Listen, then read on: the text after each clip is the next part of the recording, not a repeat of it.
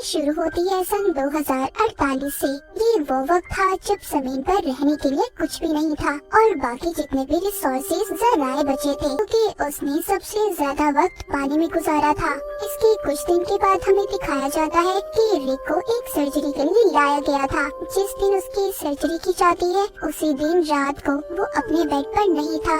उसकी बीवी एबी जब ये देखती है तो वो किचन में बैठा अपने जिस्म पर बर्फ लगा रहा था। उसको बहुत गर्मी लग रही थी। इसके बाद एबी उसको और ज्यादा बर्फ ला कर देती है। एबी को बताता है कि मुझे बिल्कुल भी ठंड का एहसास नहीं हो रहा। इसका मतलब ये था कि जिन लोगों को टाइटन पर भेजने के लिए तैयार किया जा रहा था, रिक पर भी बिल्कुल वैसा ही असर हो रहा था कि टाइटन पर बहुत ज्यादा ठंड थी और वहाँ पर ऐसे जिस्म की जरूरत थी जिसको ठंड का बिल्कुल भी एहसास ना हो। मगर अभी भी इनको सबसे बड़ा सामना मीथेन गैस और नाइट्रोजन का था। इन सबको मीथेन गैस के साथ पानी में तैरने का कहा जाता है। साथ ही इनको खास किस्म के मास्क पहनाए जाते हैं जिससे नाइट्रोजन बढ़ता है।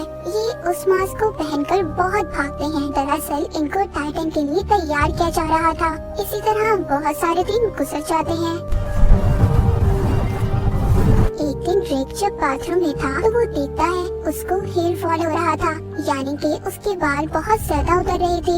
यहाँ पर एक और लड़का था, उसके साथ भी ये सब हो रहा था। अब ये सब समझ गए थे जो भी इनके साथ हो रहा है वो सब उन दवाइयों और तजुर्बों का नतीजा है जो इनको टाइटन पर भेजने के लिए किया जा रहा था। अभी यहाँ पर एक लड़के की मौत हो जाती है। उस लड़की को ऐसा मरते देख सब बहुत ज्यादा परेशान हो गए थे। सभी डर जाते हैं क्योंकि बिल्कुल वैसी ही दवाइयाँ इन्हें भी दी जा रही थी, यानी कि इन सबकी जान को भी खतरा था। रात को सब जब रिक के घर पर जमा थे इन सब के बारे में बात कर रहे थे, तभी उधर इसका एक दोस्त बहुत ज्यादा गुस्सा करता है, अपनी बीवी पर भी हमला कर देता है। दरअसल जब से उस पर एक्सपेरिमेंट की जा रही थी तभी से उसके साथ ऐसा हो रहा था। ये देखकर सबके सब परेशान हो जाते हैं। अगली सुबह डॉक्टर रिक के घर आती है, उनको बताती है जो लड़की मरी थी वो दरअसल बीमार थी। उसको दरअसल पहले ही एक बीमारी थी, इसी वजह से उसकी मौत हुई है, न कि किसी एक्सपेरिमेंट की वजह से। लेकिन रिक जानता था कि कुछ न कुछ तो गड़बड़ है। उसी रात उसको उल्टी होती है जिसमें खून आ रहा था। उसकी बीवी उसका ब्लड सैंपल लेती है क्योंकि एबी भी एक डॉक्टर थी। अगले दिन रिक को दिखाया जाता है वो पानी के अंदर था। उसकी जिंद भी उतरना शुरू हो गई थी। इस बात से वो बहुत ज्यादा डर जाता है। उधर दूसरी तरफ एबी उसका खून का सैंपल लेकर लैब में जाती है। जब वो उसको टेस्ट करती है तो उसको पता चलता है कि रिक के जिस्म में बहुत से ऐसे केमिकल शामिल किए गए हैं जिसके बारे में पहले नहीं बताया गया था। एबी इन सब के बारे में प्रोजेक्ट प्रोफेसर हेड से बात करती है, मगर वो उसको कुछ भी नहीं बताते। अब रिक की आंखों का ऑपरेशन किया जाता है ताकि वो अंधेरे में भी देख सके। रिक जब वापिस घर आता है तो उसकी आंखों से खून आने लगा था। उसको दोबारा से हॉस्पिटल ले जाया जाता है। एबी वहाँ पर दोबारा से प्रोफेसर से बात करने की कोशिश करती है, लेकिन वो उसकी किसी बात का जवाब नहीं देते और चले जाते हैं। एबी जब घर आई थी तो देखती है वो आदमी जिसको पहले भी गुस्सा आया था अब वो और भी ज्यादा गुस्से में था। उसने अपनी बीवी को भी मार दिया था, इसीलिए मिलिट्री के लोग उसे लेने आए थे। अब एबी को ये महसूस हो रहा था कि उससे बहुत सारी बातें छुपाई गई हैं। वो रिक का कार्ड लेकर उसी जगह पर जाती है जहाँ पर सभी की फाइल्स को रखा गया था जिन पर एक्सपेरिमेंट किए जा रहे थे। ये जब वहाँ पर चेक करती है तो उसे पता चलता है जिस लड़की की मौत हुई थी जिसके बारे में बताया गया था कि वो किसी बीमारी की वजह से मरी है, कि उसकी मौत तो इन्हीं एक्सपेरिमेंट की वजह से हुई है। उधर ही एबी प्रोफेसर को देखती है जिनकी नासा के लोगों के साथ बात हो रही थी। वो उन पर इल्जाम लगा रहे थे कि उन्होंने इंसानों पर ऐसे तजुर्बे किए हैं जो सरासर गलत है। उन्हें जल्दी सब कुछ बंद करना होगा। उनको सजा भी होने वाली है क्योंकि उनके खिलाफ केस दर्ज हो चुका है।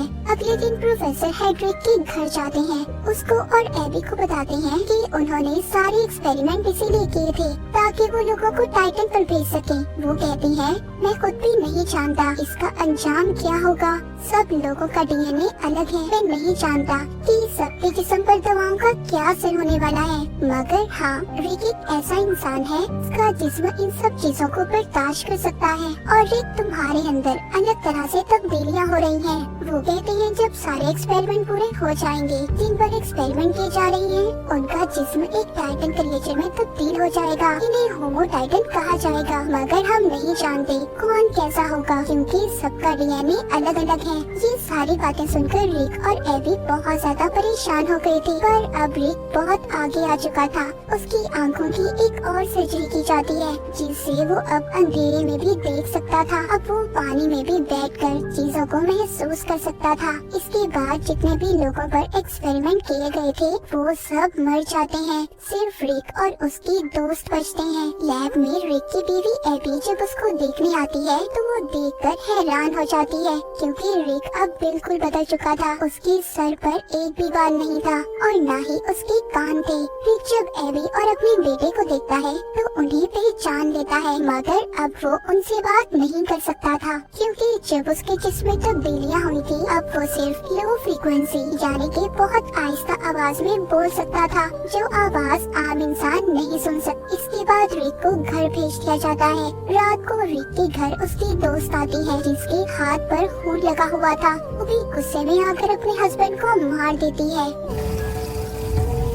जब मिलिट्री को ये बात पता चलती है, तो वो रिक और उसकी दोस्त को लेने आ जाते हैं, क्योंकि अब ये सबके लिए खतरा थे। रिक की दोस्त को मिलिट्री वालों ने मार दिया था, मगर रिक अपनी ताकत से सबको मार देता है और अपनी जान बचाकर भाग जाता है। रिक के पीछे एबी भी जाती है। रिक अभी भी एबी से बहुत प्यार करता था। जब वो एबी का हाथ पकड़ता है, तो उसके दिमाग को पढ़ने लगता है, जो उसकी नई ताकत थी। जी हाँ, रिक अब किसी के दिमाग को भी पढ़ सकता था। तभी मिलिट्री का हेलीकॉप्टर आता है। उसने एबी के कहने पर खुद को उनके हवाले कर दिया था। दोबारा से रिक को लैब में लाया गया था। वहाँ पर प्रोफेसर एबी से कहती है कि तुम्हें रिक को एक इंजेक्शन लगाना होगा।